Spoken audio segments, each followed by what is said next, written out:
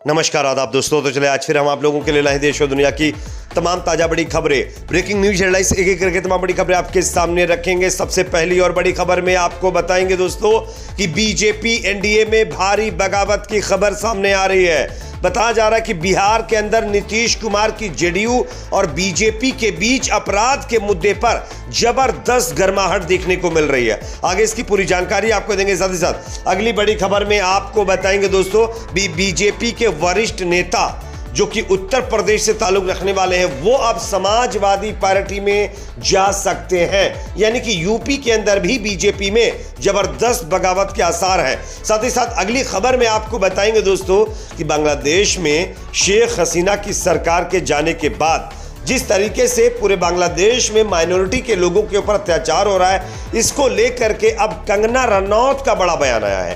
कंगना रनौत ने हमारे देश के लोगों को लेकर के एक बड़ा बयान दिया है।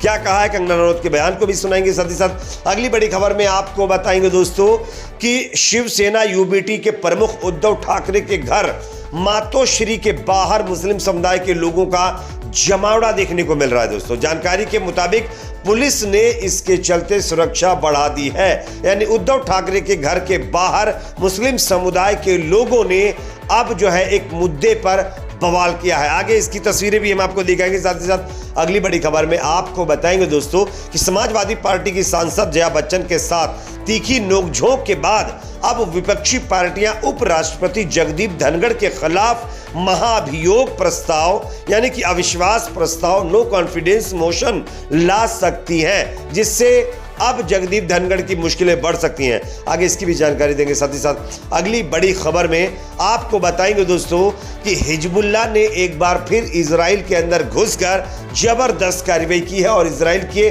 सेना के कई ठिकानों को पूरी तरीके से नेस्तो नाबूद कर दिया है। आगे इसकी भी तस्वीरें दिखाएंगे। साथ ही साथ खबर यह भी आ रही है कि दोस्तों ईरान ने अब इजराइल के ऊपर हमला ना करने की एक शर्त रखी है। ईरान ने क्या शर्त रखी है इसकी भी जानकारी देंगे। उससे पहले एक छोटी सी रिक्वेस्ट, अगर आप भी चाहते हैं कि गाजा में तुरंत सीज़फायर हो तो कमेंट सेक्शन में अपना फीडबैक आप लोग जरूर दीजिए। वीडियो को लाइक शेयर, चैनल को सब्सक्राइब जरूर कर लीजिए। बात करेंगे पहली खबर की। जैसा कि आप जानते हैं बीजेपी एनडीए के अंदर बगावती तेवर काफी महीनों पहले से देखने को मिल रहे हैं, लेकिन बिहार के अंदर नीतीश कुमार की पार्टी जेडीयू और बीजेपी में अब तकरार काफी चरम पर पहुंच चुकी है।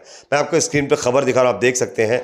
बताया यह जा रहा है कि बिहार के अंदर पश्चिम चंपारण से बीजेपी के सांसद डॉक्टर संजय जायसवाल ने शनिवार को प्रशासन की कार्यशैली पर बड़ा हमला किया है। संजय जायसवाल ने कहा कि पुलिस की कार्यशैली सवालों के घेरे में है।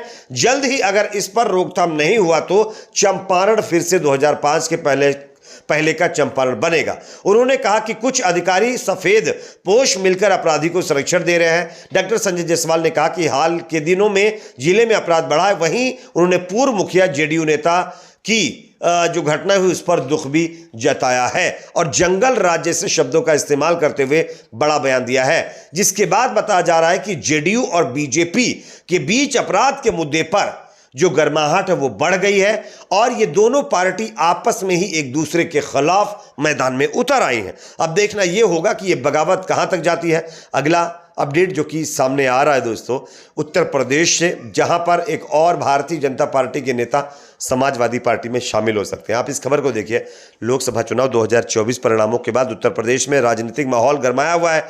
इसी बीच भाजपा के वरिष्ठ नेता ने समाजवादी पार्टी में वापसी के लिए प्रयास तेज कर दिया। उन्होंने सपा के राष्ट्रीय अध्यक्ष से मिलने के लिए समय मांगा था, लेकिन उससे पहले ही सपा में सक्रिय कुछ नेताओं ने उनका एक वीडियो पार्टी हाईकमान को भेज दिया।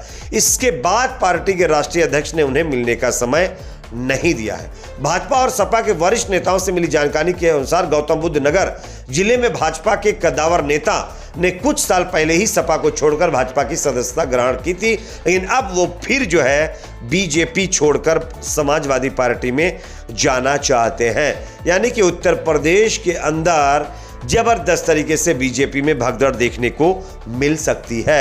अगला अपडेट जो कि सामने आ रहा है दोस्तों, बांग्लादेश में शेख हसीना की सरकार गिरने के बाद, तख्तापलट होने के बाद जिस तरीके से माइनॉरिटी के लोगों के ऊपर हमले किए जा रहे हैं, इसको लेकर के कंगना रनौत का बड़ा बयान आया है। आप इस खबर को देख सकते हैं। बताया जा रहा है कि इन हमलों में अभी तक एक शिक्षक सहित 2 लोग खत्म हो चुके, जबकि 45 लोग घायल हो गए हैं। अब इसी बीच बीजेपी सांसद कंगना रनौत ने एक बड़ा बयान दिया। उन्होंने कहा है कि अब हमें अपने देश को कट्टरपंथियों से बचाने के लिए तैयार रहना चाहिए। बीजेपी सांसद कंगना रनौत ने यह भी कहा कि शांति कोई हवा या सूरज की रोशनी नहीं है जिसके बारे में आप सोचते हैं। यह आपका जन्मसिद्ध अधिकार है और यह आपको मुफ्त भी मिलेगी।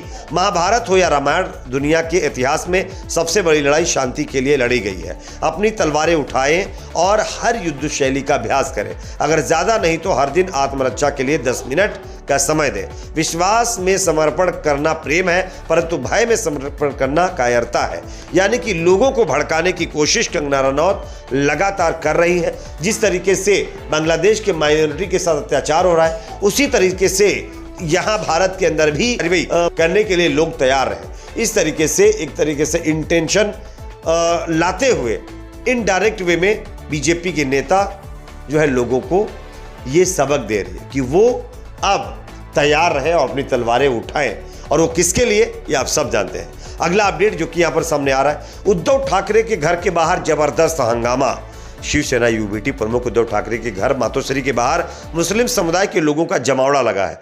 जानकारी के मुताबिक पुलिस सुरक्षा बढ़ा दी गई है। दरअसल ये जमावड़ा क्यों लगा है ये आप देखिए, मैं आपको खबर भी दिखा रहा हूं, आप देख सकते हैं। बताया जा रहा है कि वक्फ बोर्ड संशोधन बिल के मुद्दे पर मुस्लिम समुदाय शिवसेना यूबीटी प्रमुख उद्धव ठाकरे से मुलाकात कर बात करना चाहते हैं मुस्लिम समुदाय के लोग। बता दें, गुरुवार 8 अगस्त को लोकसभा में केंद्र की मोदी सरकार ने वक्फ अमेंडमेंट बिल पेश किया। इस दौरान लोकसभा में विपक्षी सांसदों ने जोरदार हंगामा किया था। इस बिल को जेपीसी में भेज दिया गया है। इससे पहले 9 अगस्त को एआईएमआईएम नेता वारिस पठान ने उद्धव ठाकरे के नेतृत्व वाले शिवसेना यूबीटी पर आरोप लगाया था और कहा था कि उनका वक्फ बोर्ड संशोधन बिल पर मुस्लिम समुदाय के हितों की अनदेखी की गई है, जिसके चलते मुस्लिम समुदाय के लोग मातोश्री के सामने जाकर डट गए। उनका कहना है कि वो वक्फ बोर्ड बिल पर जो है उद्धव ठाकरे की राय जानना चाहते हैं और उन्होंने अब तक इस बिल का विरोध क्यों नहीं किया, इसकी भी वजह जानना चाहते हैं।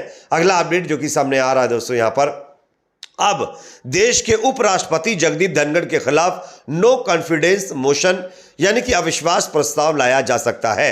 जिस तरीके से समाजवादी पार्टी की सांसद जया बच्चन के साथ तीखी नोकझोंक का वीडियो वायरल हुआ था, जिसमें जगदीप धनखड़ और जया बच्चन के बीच एक मुद्दे को लेकर के खूब बहस देखने को मिली और उस पर जगदीप धनखड़ के कुछ ऐसे शब्द भी थे जो आपत्तिजनक थे। और इसको लेकर के अब जगदीप धनखड़ के खिलाफ तमाम विपक्षी पार्टियां एकजुट हो गई हैं और उनके खिलाफ नो कॉन्फिडेंस मोशन राज्यसभा में लाया जा सकता है। अगला अपडेट जो कि सामने आ रहा है दोस्तों, इजराइल के ऊपर एक बार फिर हिजबुल्लाह ने जबरदस्त हमले किए। आप इस खबर को देख सकते हैं। इजराइल ने इस बात की पुष्टि की है कि हिजबुल्लाह के हमले में इजराइल को कई जगहों पर और कई सैन्य ठिकानों पर जबरदस्त नुकसान हुआ है। बात करेंगे अगली खबर की जो कि सामने यहां पर आ रही है दोस्तों।